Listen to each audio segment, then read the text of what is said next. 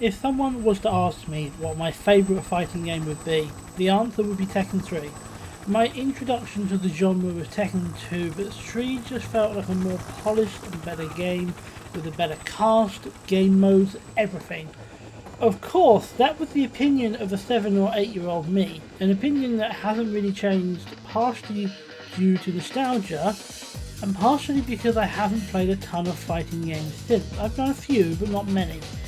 However, much has changed since then, least of all myself, and so I'm coming into this with one simple question. Is Tekken 3 a fun game here and now in 2026? Is it still a solid game, or do I simply believe that because of nostalgia?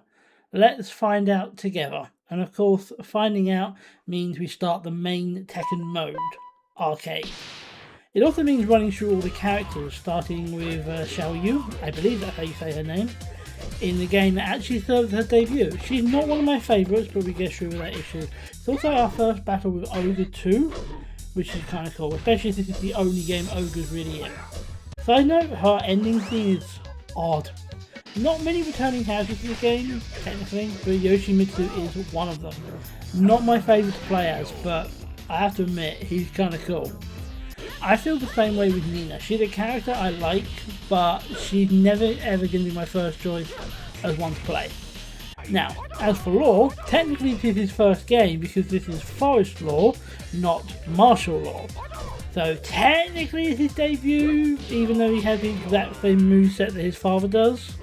Now, Hwoarang is a full-on new character and certainly one of my favourites. If I'm going to pick a team, he will be on it.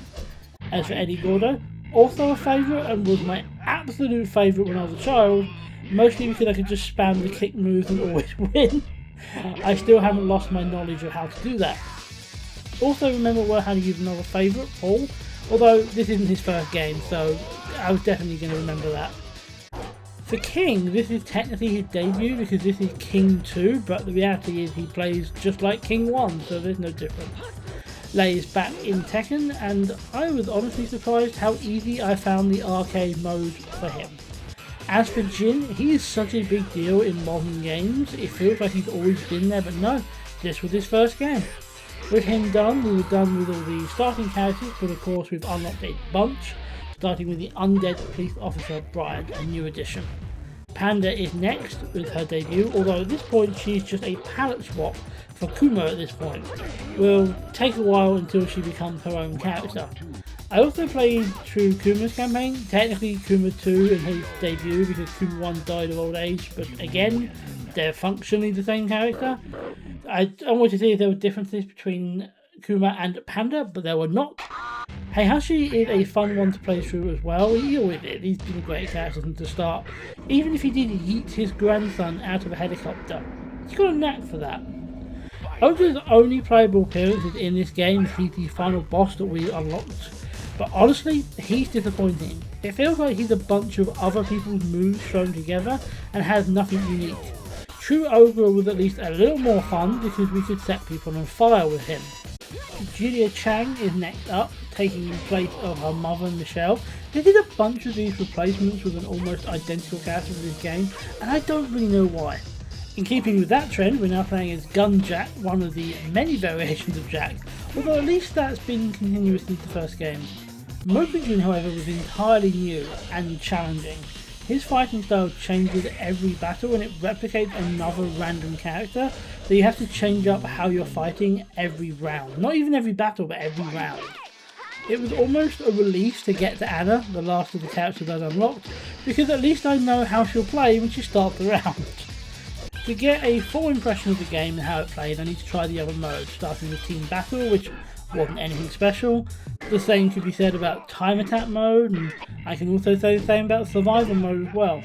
Tekken Ball, however, was fun. Something different and unique, and certainly something I'd have played with a friend. Still would.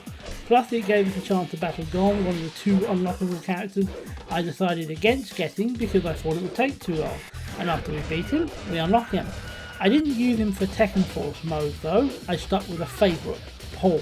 Also, Tekken Force is basically just Streets of Rage in Tekken, although I wouldn't have known that at the time because I'd never heard of Streets of Rage until years later. I could have ended it there, but you know what? I've never unlocked Gon before, though I thought we had to do one more arcade playthrough with him. Was he worth it? Maybe not. The character is definitely more of a gimmick than a serious fighter, but I had fun. Besides, a friend of mine did a Gon farting challenge video, so I had to try that move out. Although we could spend a bit more time with this game, I feel like we've done everything we need to say definitively whether or not it's as good as I remember.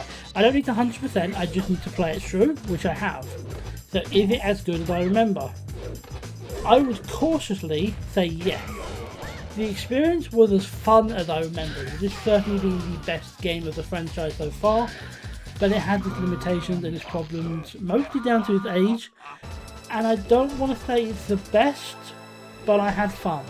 If you're a Tekken fan, even if you're a fan of modern ones who is maybe too young to have played the originals, I would still give this a try, especially because it's the debut of so many characters that are staples of the series now.